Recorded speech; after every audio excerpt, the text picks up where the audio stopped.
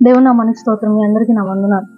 ఈ అంత్య దినాల్లో చాలా మంది బోధకులు బయటికి రావడాన్ని మనం చూస్తున్నాం. అనేకమైన విచిత్రమైన బోధలతో బయటికి వస్తూ ఉన్నారు. దాంట్లో సత్యం ఏదని తెలుసుకోవడం చాలా కష్టంగా అనిపిస్తుంది. అంటే పౌలు పత్రికల్లో చెప్పినట్టుగా వేరొక సువార్తని, వేరొక యేసుని ప్రకటించే వాళ్ళు చాలా మంది ఉన్నారు. వేరొక యేసు అంటే బైబిల్ చూపిస్తున్న యేసు ప్రభువారు కాకుండా మరొక యేసుని ఎవరినో చాలా మంది బోధిస్తున్నారు. అయితే బైబిల్ చూపిస్తున్న యేసు ఎవరు, వాళ్ళు బోధిస్తున్న యేసు ఎవరని మనకు తెలియాలంటే, డిఫరెన్స్ తెలియాలంటే మనం బైబిల్ దగ్గరికి రావాలి, మనుషుల దగ్గరికి వెళ్ళడం కాదు. యేసుప్రభువారు కూడా ఈ లోకంలో జీవించినప్పుడు శిష్యులను అడుగుతారు ఏమనంటే, మనిషి కుమారు గురించి మీరు ఏమని అనుకుంటున్నారంటే కొంతమంది బాప్తిసం ఇచ్చి యోహాన్ అని, ప్రవక్త అని ఇలా సమాధానాలు చెప్తూ ఉంటారు.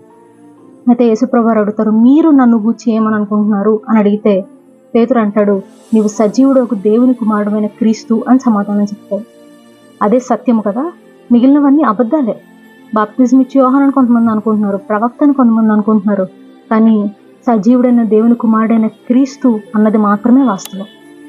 ఆ వాస్తవికతలోకి జీవించేవారు చాలా తక్కువ మంది ఉన్నారు. యేసుని, బైబిల్ చెప్తున్న యేసుని బోధించేవారు కూడా చాలా తక్కువ మంది ఉన్నారు. ఈ అంత్య దినాల్లో ఏది నిజమైన బోధ, ఏది అబద్ధమైన బోధ తెలియక చాలా మంది సతమతం అయిపోతున్న ఈ కాలంలో, చాలా మంది అబద్ధ బోధలో కొట్టుకుంటున్న కాలంలో నిజమైన యేసుని, సత్య సువార్తను మనం తెలుసుకోవాలంటే మన చేతిలో ఉన్న బైబిల్ని మనం ధ్యానించాలి. మన చేతిలో ఉన్న బైబిల్ని మనం చదవాలి. ఏ బోధను నమ్మక, ఏ ఆత్మ పడితే ఆ ఆత్మను నమ్మక, ఆ ఆత్మలు దేవుని సంబంధమైన కావో మీరు పరీక్షించి తెలుసుకోవడానికి దేవుని వాక్యం చెప్తుంది.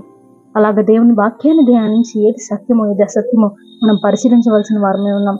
దేవుని వాక్యం మీద దృష్టి ఉంచి సరి అయిన యేసుని అనుసరించవలసిన వారమే ఉన్నాం. దేవుడు అట్టి విధంగా మనల్ని నడిపించును గాక.